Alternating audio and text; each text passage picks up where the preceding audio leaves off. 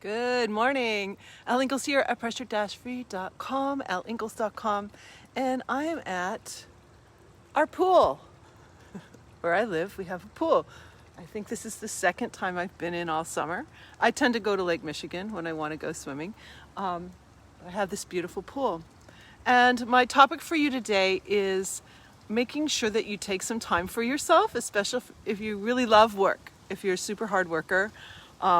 I've been pretty conditioned my whole life to work hard. So it's hard for me to take time off. And I love to work. So it's not like I need the time off. I'm choosing to take the time off. There's a difference there.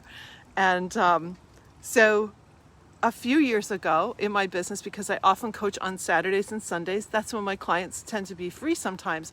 So I'll coach on Saturdays and Sundays. I decided to take Wednesdays off. Today is Wednesday. It's been really hard. Sometimes I do work on Wednesdays, but it's usually work where I'm working on one of my books I'm writing, maybe one of the novels I'm writing. Today I'm going to do some work, but I get to choose when. It could be at 10 o'clock tonight. It could be, at any time I want, because today is my free day to decide what I want to do whenever I do want to do it. So I share that with you because a lot of times people feel like they have to take time off because they're so drained. Work is so draining for them. They need time off to relax, to recuperate, etc. That's not me since I became pressure free. That was me pre-pressure free for sure. But post-pressure free, it's like, I don't need to take time off. I feel great in my work. I love what I do, and I'm so committed. And even the things that I don't like to do in my work, my tech or things that might be a little bit challenging, I stay in my pressure-free zone, so I'm not tired by the end of it. The other night I got done about 9:30, 9:45 with a client. I could have coached another client, amazing energy. So take a look at how you're feeling while you're doing what you do. My clients know that this is a very important tool in pressure-free. Intention.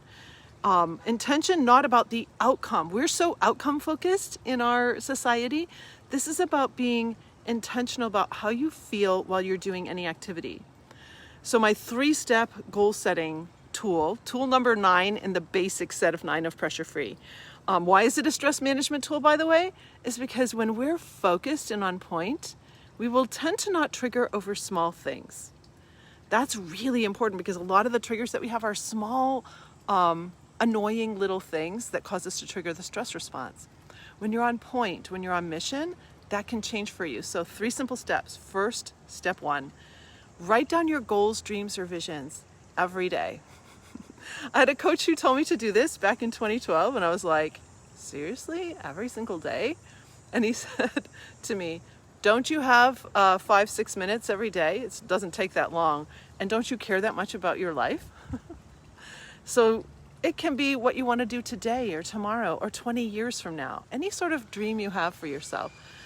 My first goal I wrote for probably about 9 years, almost every single day, was stay up, pressure-free, in my genius zone all day. Until it was such a mantra in my head. That's like a goal for me. If I don't trigger the stress response, I will have energy. If I don't trigger the stress response, I'm going to be so much nicer to my family, to the people I'm working with, to the cashier on the other side of the counter. I'll be so much nicer if I'm pressure free. So that was my goal. I wrote it almost every day, probably 5 out of 7 days. Second step, look at the goals, dreams, or visions that you've written down and write at least 2, you can do more, at least 2 action steps that move you toward any of them. And really what we're just trying to do here is build momentum toward what you want to have happen in your life.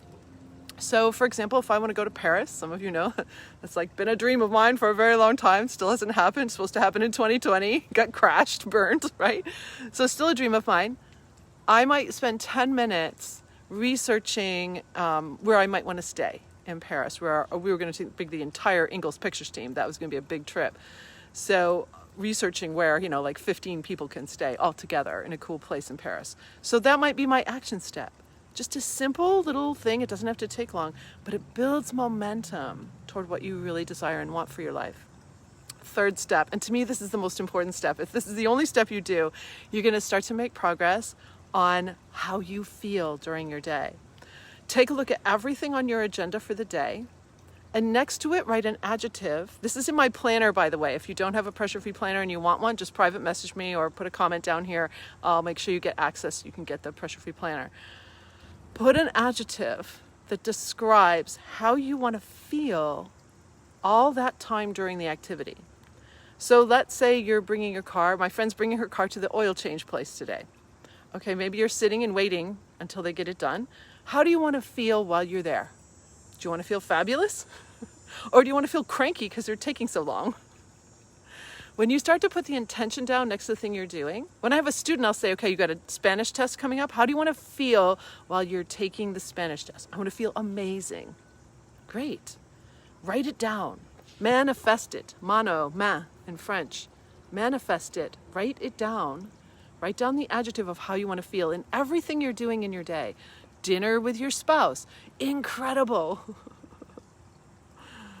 I know it sounds silly, but I promise you, if you do this, you'll start to see something change in you, because most people, we're allowing everybody else and all the situations to decide how we feel. But when you write that little adjective next to the thing you're doing, it's like you're putting your stamp of approval, like, no, I choose to feel amazing during this.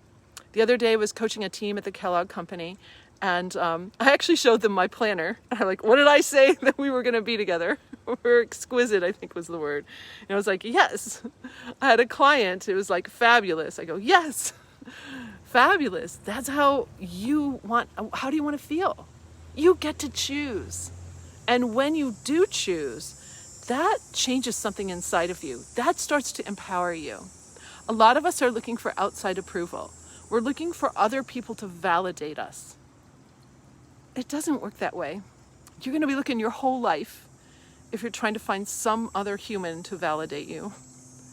But when you start to write these words next to your activities and how you want to show up, again, it's not the outcome, it's how you want to show up. Oh my goodness, magic starts to happen. So today is my flex day. Today is Wednesday. I get to do whatever I want, whenever I want. I'm not going to look at the clock. Oh, hold on. I do have one little meeting I had to reschedule. But that's my prerogative. I can reschedule in something if I need to. I get to choose today. So is there a day of the week where you can choose? You don't have to look at the clock. You can just do a day and really enjoy it.